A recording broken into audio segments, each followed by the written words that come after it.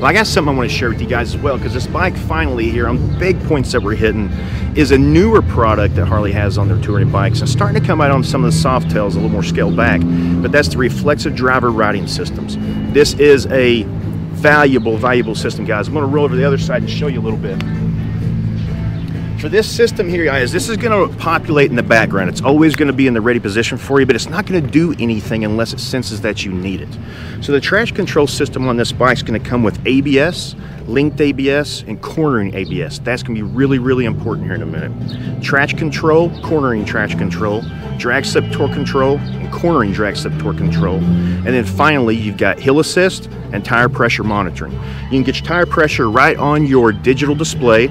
See exactly what tire pressure is. It'll prompt take you to places here. Can you get air in it? Whatever it is, you're out in the road, you wake up in the morning, you got low air pressure, you don't know where the heck you are, and it says, hey, I need some air pressure, man. You want me to take you somewhere? Yes, I do. Thank you, Harley.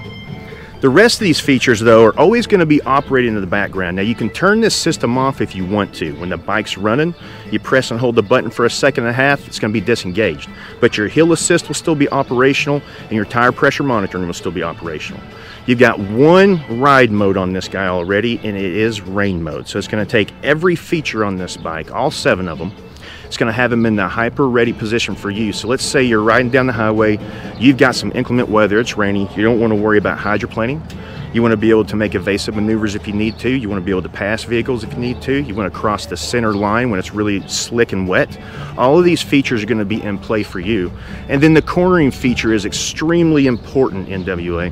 This is something that with a big touring bike, you're out here on the pig trail.